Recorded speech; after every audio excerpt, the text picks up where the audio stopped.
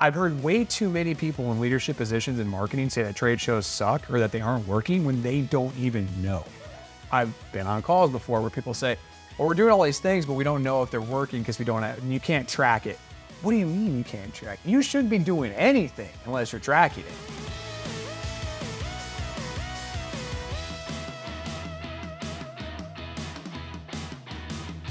Hello, everyone, and welcome to the Sales Fusion Podcast. I'm David Kozlowski, and as always, we've got Mr. Dave Wright and RJ Mate. Today, we're talking about pipeline diversification, and I'll get started just because this is definitely something I feel like I preach quite a bit and think is very valuable. But before we talk about why I think it's important or why we think it's important, pipeline diversification, what is it? And I'm assuming most people who are listening probably know what it is, but just to clear the air, it is making sure that your pipeline has a very wide range of sources that are building that pipeline number. And the sources would be things like trade shows, outbound sales, social media, YouTube, blogging, website, you name it. And that is, in my definition of pipeline diversification. Is that fair?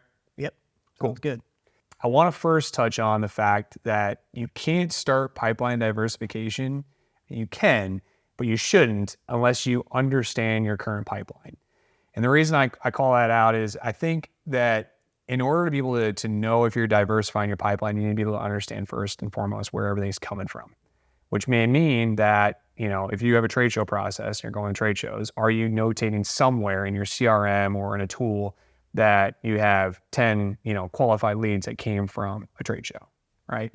Or if you have SEO efforts or blogging efforts, do you have a system going in your CRM to indicate those, et cetera? Being able to have that data and you create a nice pretty pie of a bunch of different flavors and slices showing pipeline diversification. Would you agree before you get started? Well, I don't think it has to be a big pie. Yeah, right, it doesn't. Yeah. But you have to know where you are starting, for sure. Yeah. A lot of companies, especially the health tech startups that we work with, a lot of them have one pipeline generation methodology today. Usually it's outbound sales. Right. So they would have a pie that maybe 100% in one method. So it doesn't matter where you start, you still have to know the foundation. For sure. Yeah. I love diversification. But prior to diversification, you need to classify it as creation. And the industry took a really wild right turn in 2018 as companies were starting to ramp up how they had outbound messaging in order to create pipeline. And a lot of the CRMs and the customer documentation and all that type of stuff was really kind of holding back, being able to automate that process. And then COVID, because they knew that there's an overindulgence, especially with salespeople or sales organizations, including marketing, creating an outbound effort. So they didn't really want to give that unfettered access of just go, but then COVID hit and that was kind of a requirement, right? Because you couldn't go meet with people. You couldn't necessarily talk to people on the phone. So there became diversification in pipeline, but an automation behind it. And what that's got us now in 2024 is people are trying to use outbound salespeople either through email or through phone calls. And the acceptance rate or the ability to actually get somebody is at an all-time low. So that feeds into, all right, well, what are you doing outside of setting up sequences through a CRM that's getting a 2% open rate or below? How are you really looking at what your efforts are, your team's efforts, and saying, hey, we might dive into video a little bit more, or we might use social or whatever it might be. But we're at the very whip of the tail right now for people saying what we're doing has been ineffective. How do we get back to being effective in creating a top of funnel and diversify our pipeline? Yeah. Good point. The other way I look at it too is not just diversification, but expansion. How do I grow my pie by using different methods? Yeah, for sure. And then all those, each of those actually are definitely bullets that we can deep dive into. The main one you touched on is that I think is important about pipeline diversification is the sheer fact that it's risk mitigation, right? And a good example of that is you mentioned that 100% potentially comes from BDR efforts today in most businesses.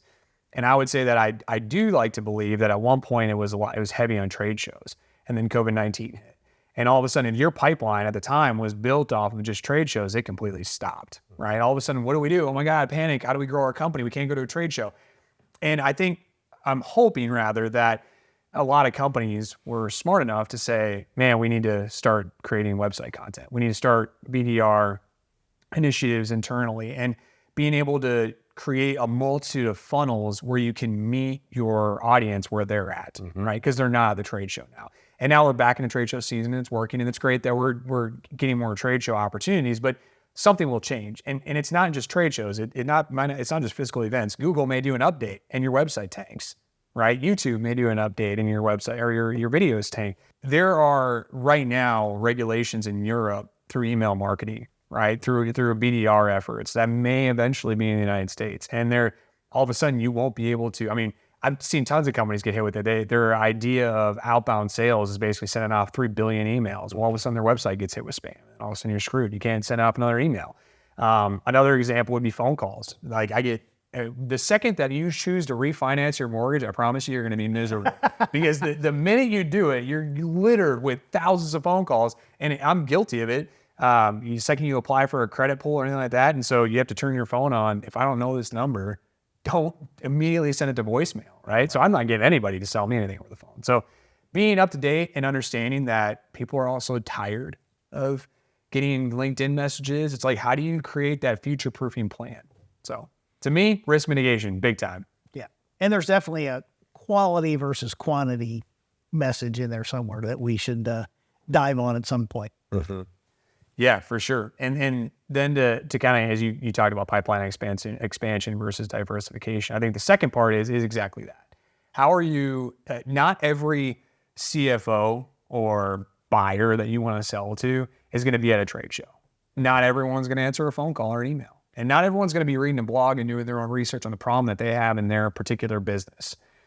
Being able to meet customers where they are is very important. And I'm not saying that, I would never say that SEO is the only answer, blogging, content. I would never say video is the only answer. You have to be able to diversify your efforts as a growth team to do all of them. Kind of goes back to your comment you made, one of the episodes we were talking about in relation to an organization you worked for had a message that marketing had, and it was their goal and mission to make sure anyone and everyone was basically pounding the pavement, preaching that message. And that's, I think, the benefit of creating all these different channels and showing, hey, this is who we are, this is what we do, and here's why you should purchase our product or whatever the case is, whatever it is you're shooting for. Right. That makes me think about real quick, just obviously the message is being received by the client, right? That's who we're trying to create a narrative around.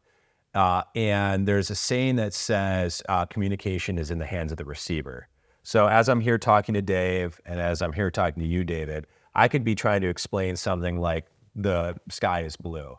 But unless I understand what blue means for you, and blue means for you, it might be two different shades of blue or qualities of blue, whatever. I need to make sure that you're understanding that when I say it's blue, you get it, that it's your shade of blue.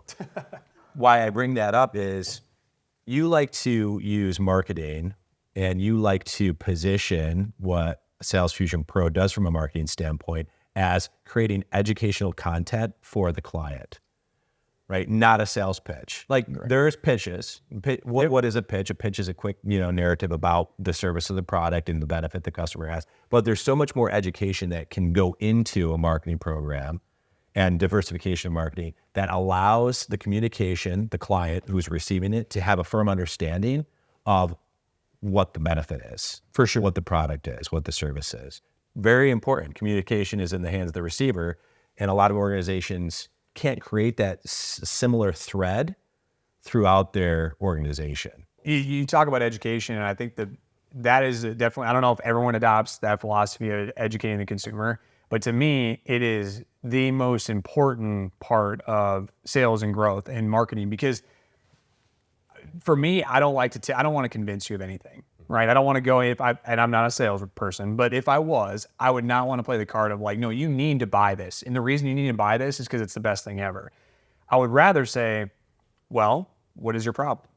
And have you be able to ask questions, or rather me have the conversation with you, explain what the tool does. And if you're not a good buyer for it and you don't see the value in it, then you're not for me. And what I think creating the educational content does is it allows everyone has an issue with something, right? If it's plumbing, we'll say, what's the first thing I'm going to do? I'm going to go to Google. But some people might go to YouTube. Some people might phone call somebody, like whatever the problem is. And I'm going to do the research first. And by me finding a resource that teaches me how to do it, and then I say, oh, this is too complicated, I don't want to do it, I'm probably going to call you because I trust you. I trust your judgment.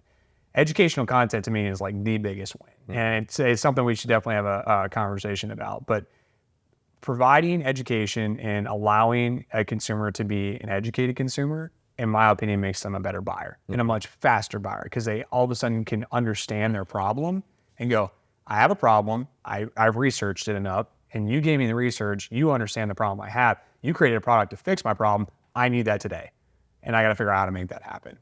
And your benefit of your whole diversification strategy, though, is that could come from multiple channels. Absolutely, yeah. At the end, we'll touch on it, but there's a way to create a strategy where it's not so scary.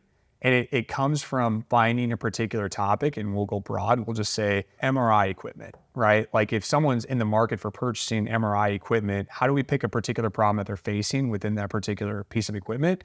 And then we focus on that, and we write a blog about it. We create sales collateral around it. We do a video, we do whatever. But really what it comes down to is the first tip of the spear that would start it would be the blog. You're going to write this whole massive piece of content that supports this issue that they're facing with MRI equipment. It might be a horrible example, but the idea is that you'll take that piece and then create a video from it, and then you'll create a social post from it, maybe a lead magnet explaining, do you have these issues? Your check system, right? Yes, we have that problem. We have that problem. We have that problem. Great. You're a great customer for our product, whatever. And I'm using very simple examples, but the idea is that it's not this, oh, I've got to turn all these different dials and levers. It's like, no, start with a simple plan, a cluster strategy, and come up with, here's what we need to talk about, and then find other mediums to be able to produce that. And that part may be hard because it involves different skill sets, but there's tools today and companies that you can utilize to kind of make that easier. So I think that there's a buildup in this space. So if we were to say, all right, really, who's the end client? Who's the most important individual in this whole conversation? And we're in health technology and healthcare. It's the patient, ultimately, right? So here's the thing. We live in a day and age where no matter who you are and what you do, the first thing you do, if a doctor says you need to do this or you need to do that, is you're going to do your self-research. all right. Yeah, right. That's for sure. So that's one. And that's the educational component across the board. Payer, provider, health tech startup, there needs to be a level of education. Once you get that groundswell of understanding, then you change to reference or reputation. A lot of these organizations don't have necessarily a reference or a reputation. And reputations, they're not portable, right? Like whatever you did elsewhere or at a different place, unless people are using it and say, hey, look, we use this and we know, we would highly recommend it, and there's no second guessing. If somebody tells you that, guess what you're going to go do? You're going to get it. So we are trying to educate, build up reference, and then establish that reputation. Yeah. One of the things that I think is important about pipeline diversification too, another one of the steps, is how do you find the data or the right data at the time that you need it? And what I mean by that is beating around it here, but BDRs may do these phone calls, as you say, right? Like they're calling all day long, but like what's their conversion rate? How many people are answering the phone? How many are saying they're verbally interested in booking a demo or a discovery call? And same with emails, and like what's all the data points there? And then website, how many impressions are you getting? What's your CTR, click-through rate? Well, how many clicks are you getting? How many impressions are you getting on your social content? All these data points are actually insanely valuable because you're able to see, you can't tell me that your market's not on LinkedIn if you haven't tried. And I can't compare to LinkedIn versus your website versus trade shows if you don't have the data. I've heard way too many people in leadership positions in marketing say that trade shows suck or that they aren't working when they don't even know. They're saying it as if it's a fact. And they're only saying it because they maybe haven't closed a deal from it. But where are their leading indicators, right? There are literally marketing leaders out there who don't have a spreadsheet or whatever that's saying, I talked to this many people. This is how many individuals I met that we brought into the door that I'm willing to do discovery calls with. And then I'm tracking this for an extended period of time to see if they close. Oh, and by the way, here's how much money we spent on marketing and sales so we can actually calculate an ROI. So if you can't do that, like in my personal opinion, you have no business running the team. What you're saying there is if I'm going to diversify and or expand my pipeline, the only way to do that is through data-driven techniques. I personally think so. I don't know how marketing teams are able to function without data. I've been on calls before where people say, well, we're doing all these things, but we don't know if they're working because we don't have, and you can't track it. What do you mean you can't track it? You shouldn't be doing anything unless you're tracking it. Like you need data on every single thing you're doing. And if you don't have it, you need to find out how to get it. Now, I'll be honest, trade shows is a sticky one. It's all manual. That's all I've done in the past is put in an Excel, and we've actually got a lead magnet we're putting out there to kind of help track that. But at the end of the day, if you don't have the numbers to back it up to see how much money you're putting in and how much you're getting out, it's just not, I don't know why you even do it. So, and the leading indicators are really important. So, yeah. Well, just to build on that point, and I know this is your favorite topic, David, but I look at it like, okay, we're going to build a diversified pipeline. And you talked about all the different ways you can do it, right? Outbound, inbound, referrals, trade shows, Socials. yeah, whatever. partners, all kinds of different ways to diversify. You need the data to evaluate that. Well, what do you do with it, right? And so my old school analogy, and not a sports analogy, is I've got volume knobs on my old stereo, right? And I want to turn up the bass, or I want to turn down the bass, or I want to turn up the volume, or I want to turn down the volume. If I'm properly evaluating my pipeline and my pipeline generation techniques, I want to know what's working, what's not, so I can dial up what's working and dial down what's not. I mean, it's very common to do A/B testing and things of that nature, but if you don't have the data to tell you which of those things are working, then you don't know how to adjust. Yeah. Right.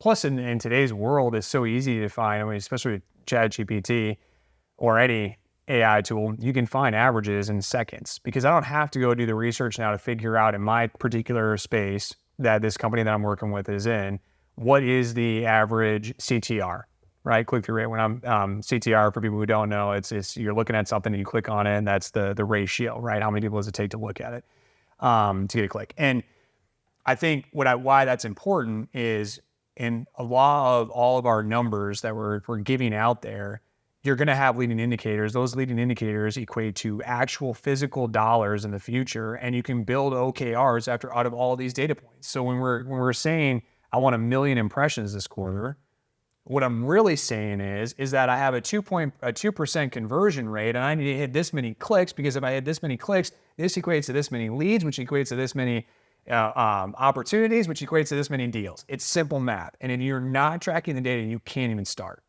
Like, you're not going to know. You're going to be spending money, spinning in circles, trying to figure out where to go. That is something that I feel like is absolutely pivotal or important and valuable, rather. You have to understand the data and evaluate it properly and turn that into a strategy so that you can execute and drive your growth. And it's not the same for everybody. That's why you need somebody with experience who's done that before to help you understand, what does this data mean? And then what do I do with it? Right? How do I turn that into sales? Right.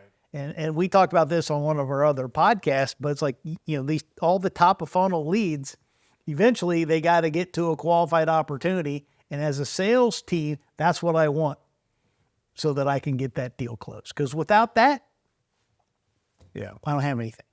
You guys are saying, you say the term a lot, or we all do, it's healthcare technology. But real quick, when you hear the word technology, what's like some words that come to mind?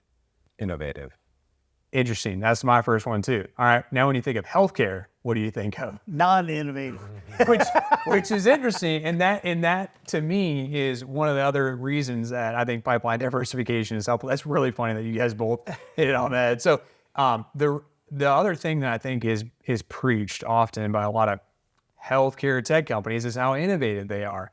If you're so innovative, then why does your LinkedIn profile look like it was built in the 90s, right? I feel like there's so much content that's out there now that I'm like, I don't understand how you're still stuck so far back. Let's try to be like healthcare tech companies that do look good. Their branding is attractive and their style of what they're producing is solid and it's cutting edge. And I think for me at least, I know I am more drawn to things that look good, companies that look good. There are some companies, for instance, that we're talking to that I've seen their branding and it's solid. Like their whole image is there. They're just missing a couple key elements. And I think that when we're factoring in diversification, if you're not taking the right steps to use technology, which is already readily available to you, how are you going to sell me a product when you yourself don't understand things that are already at your fingertips? Like, I don't know. To me, that's like a direct correlation. Great point. It matters, right? How you're being looked at from the outside without anybody doing any type of positioning of who you are, what your product is, and what you're trying to solve. It matters if somebody stumbles upon you on the website, who you are, what the messaging is the brand on point? And if you don't pay that enough respect, then things can be challenging. Right. And one of the key elements of pipeline diversification too is that, and by no means would I say to stop any one flow less than the other. And what I mean is that just because you're building up your website doesn't mean you just get to turn down the dial on BDRs, right? Or sales reps going to trade shows. There are some of the diversification or sources that are more long-term strategies and some that are very short-term. Your outbound sales efforts are probably going to be a lot quicker to building your pipeline than SEO. That's the natural business of it, right? SEO takes a very long time. There's so many factors that play into what SEO is.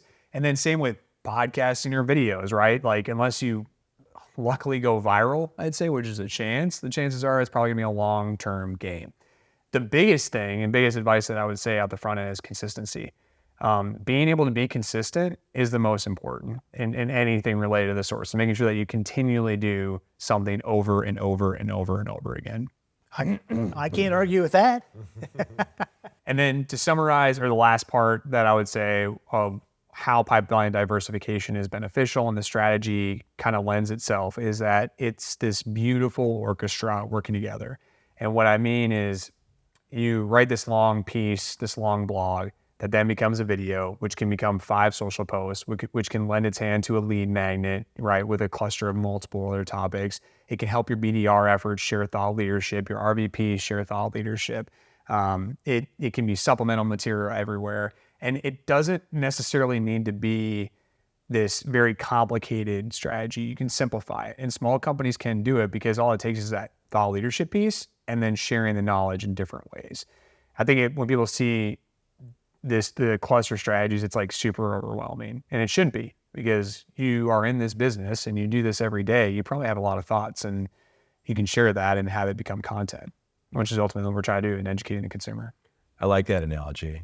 I'm not sure if enough organizations look at what their marketing strategy is, both near term and long term, as building out a puzzle where it's interconnected and you are painting that picture that represents something to the end user.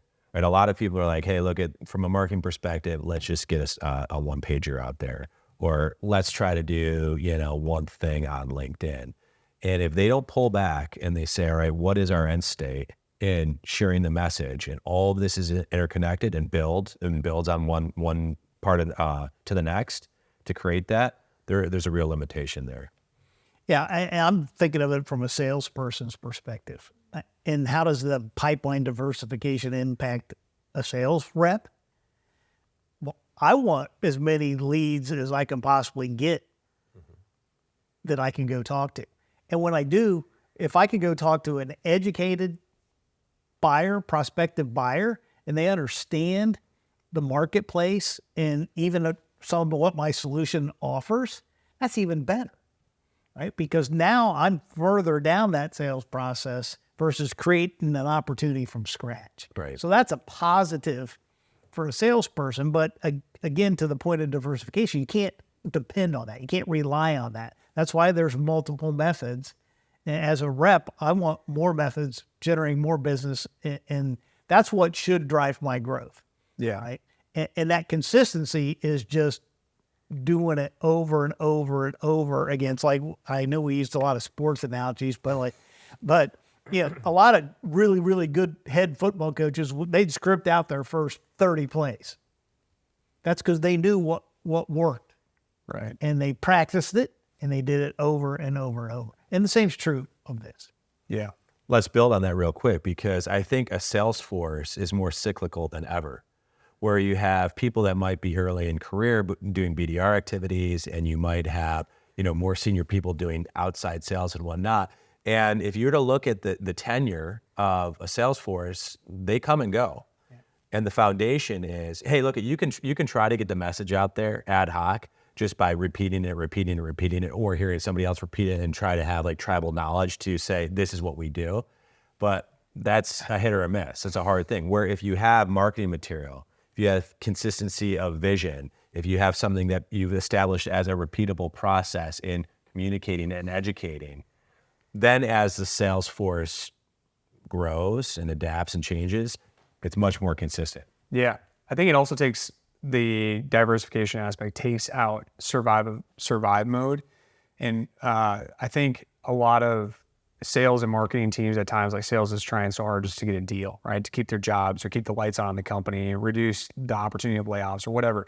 And I think marketing at the same time is also struggling. By having that diversification, as Dave calls it, the different dials, you're able to say, oh, well, we can compensate. We'll turn this up quick to be able to make sure that we keep the pipeline growing and building in, because we know it works and we know it works quickly, right? We'll keep that slow burn still moving, right? But it's not going to hit today, but it may hit in 6 months, and we can turn that dial down a little bit. And I think why the survive methodology is so stressful, obviously without the fear of losing your job or whatever, but if you aren't surviving, you have the ability to experiment. And by experimenting, I see a hot topic right now going on with a lot of marketers is related to lead gen and demand gen. And the idea is the principle of like, I don't want to give you my email because I know I'm going to get bombarded by sales reps just to download this thing that's very helpful to me. And a lot of marketing agencies, or rather a few that I've seen on LinkedIn, are commenting on, what do I do? Like I'm literally my metrics are designed to be lead gen. If I go to demand gen, all I see is how many downloads they are, right? But if you have a great diversification system and you're not crazy focused on driving leads from this one area, you can test it, and then you can show, all right, we got this many impressions, this many clicks, it led to this many downloads, and all of a sudden we have this many people in our pipeline that we know maybe probably downloaded that lead magnet. Right. And that's huge, because it's possible that thing that you're not focused on, which would be lead gen, right? If you're only focused on that, you can't focus on the experimenting stuff, which could potentially open up more doors and more opportunities to your company, because you're constantly in fear mode, right? Oh, I got to do this. I got to get this done. And everyone's been there, and it's awful. It makes for a horrible experience for everyone. So everything that I've tried to do in my sales experience is to insulate and abstract marketing and or engineering and or potentially even leadership from having to be a part of the sale. The data, which is driving people, a behavior for people to do things, is making customers and clients feel overwhelmed. Not everybody wants to be sold 24/7, 365 by every aspect of a company. And, we talked about... Tell me about that. You stated it very well. So like ultimately my job is to convert a sale. But if I'm working with you in order to educate, what the company does, I don't want you being data-driven to the point where you have to justify your existence by qualified leads. I want you doing your job. So often with BDRs and SDRs, or with marketing people, or even with senior sales leadership, I go to them and I say, what is your goal? Like, what are you trying to accomplish? You need to convert so many leads, or you need to create so many clicks, or this or that. And then I do my damnedest to abstract that, to help them achieve their goals, but make sure that nobody outside the organization feels that. That's my role. That's my job. Like if I need to make a sale happen, I'm going to obviously understand that there's a need, there's a timeline, that there's budget to do it. And I want to work exclusively with the client on that, because I don't want any outside pressures on you to do your job. Well said. Yeah, that brings up an interesting topic in the future I want to talk about full desk sales, and if you don't get that alleviation, here's everything you need to do in the day-to-day. Perfect. Well, thanks so much for the great conversation, and thank you all for listening in to the Sales Fusion podcast. Again, if you have any growth needs, BDRs, outbound sales, sales in general, understanding product fit, marketing services, salesfusionpro.com. Great company by us wonderful thought leaders. Thanks so much for listening to the podcast. Again, I'm David Kozlowski. Take care.